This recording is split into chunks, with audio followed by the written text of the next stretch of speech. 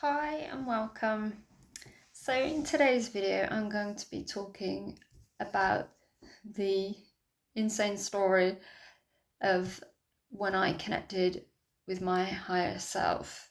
So for those that don't know what your higher self is, it's the little bit you leave in spirit. And you have a cord to your higher self, and that will never ever go. You always have that connection to your higher self. So on with the story. I suffer with migraines. I've suffered with migraines since I was 17, and they unfortunately have got worse as I've got older.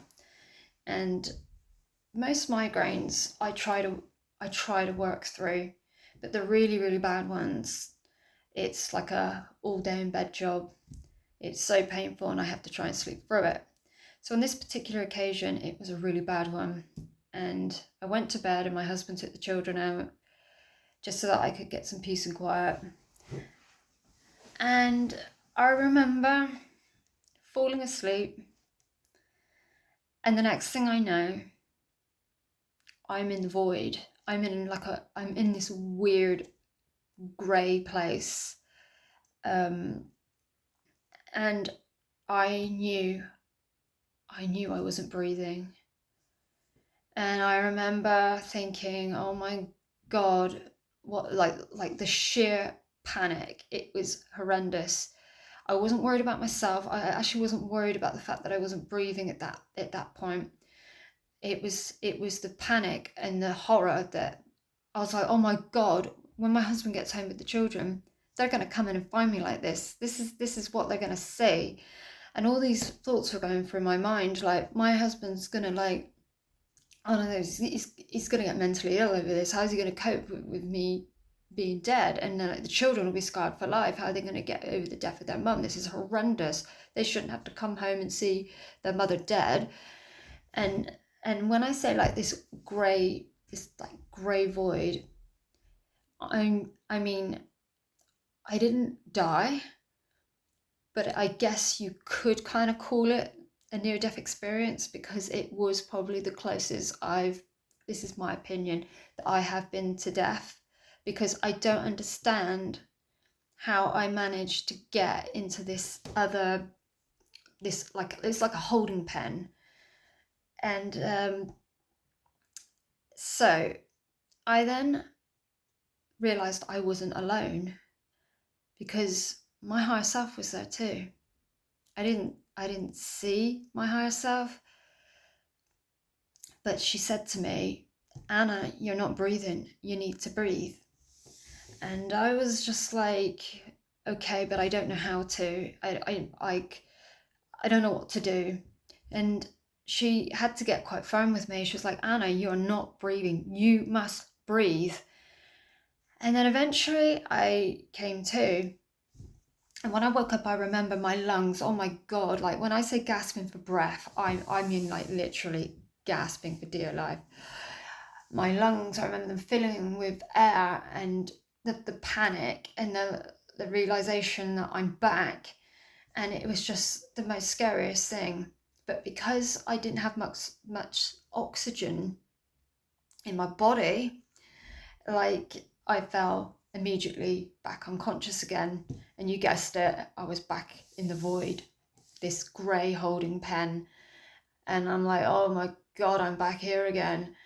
And again, my higher self was just like, she's very firm. She's like, Anna, you've got to breathe. You're not breathing. You've got to try. You've got to try. And she was getting firmer and firmer. And again, I, you have to will yourself. It's not like you can physically try and make yourself breathe, because you're in this weird state. You know, you don't have a body. You don't. There's nothing. There's nothing. It's in the void. There's nothing.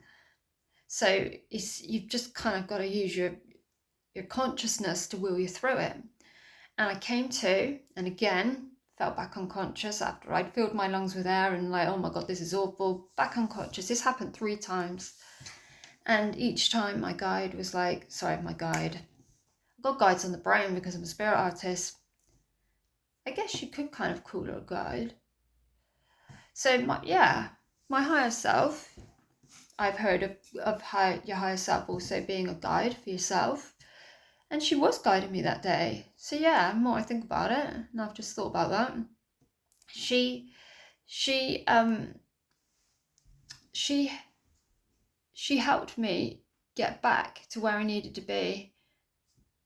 And when I came to, when I came to, and I'd had enough oxygen in me, I remember just bursting into tears. I was in the most horrible state. I was hyperventilating. I couldn't stop crying. In it, and it was weird. It wasn't relief from, oh, I'm finally out of it, I'm alive. I was just more beside myself at what a bloody awful experience it had been. It was just awful, and I couldn't believe it had happened. Now, I was so upset by this that I actually got straight on the phone to my local health centre. Had to go through the receptionist, and she was like, "What's your problem?" And they're really nosy down there. It's not the law. You don't have to tell them what the problem is, but they always ask you. They always try to get the juicy information out of you. And I thought, sod it, I'm going to tell her. I'm going to tell her what happened. And you could tell in her voice, she was like thinking I was a Fruit Loop. And she said, "Well, I'll get you into the doctors." And I did. I went straight down to the doctors, and I got put with one of the nice doctors. And I told him everything, and thankfully, he didn't judge me. He was so nice about it. And we talked, and he said, "I think that because you were having such a severe migraine attack, it affected the, what do you call them? Like the neurons, the synapses in your brain, the electrical points that makes all your body work." He said it affected those. I guess you could almost kind of like a stroke, I guess. So I forgot to breathe, and it shut down my ability to breathe. And he said, "I want to send you to a sleep clinic. Like, you'll have to do a few nights away from home." I didn't expect him to say that. He said, "We ought to definitely get this checked out." And I went away, and a couple of weeks later, an appointment came through to go to this sleep clinic. And I'll be honest, the thought of it, because I don't do well sleeping outside of my house in other environments. I get a lot of things, like a lot of activity. I can't rest.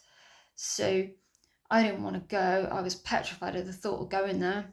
And also didn't want to leave my husband with like our 2 young children. So I'll be honest, I just ignored the letter, let somebody else have the slot. But yeah, so that was my story, my kind of near-death experience of how I met my higher self and how she helped me out. Because if she hadn't have kept telling me to come out of it, breathe, come on, like, sort yourself out, you've got to try, I wonder whether I'd be here. So yeah, that's just another one of my crazy stories. And if anybody else has had any similar experiences, I would really like to hear. It can't just be me that's had this experience. So yeah, and that's kind of a wrap. If you want to comment or ask a question, feel free. But like I've said in previous videos, please just be kind. And I'll catch you next time. Thank you. Bye. I forgot to add one little thing. I have evidence that this happened in that I requested my medical records last year, and I couldn't believe it. Like, I'd forgotten about it, and when I scrolled down, like, he'd written everything down, and it showed that I was referred to a sleep disorder clinic for it. So I just thought that was quite interesting to at that point. Okay, bye.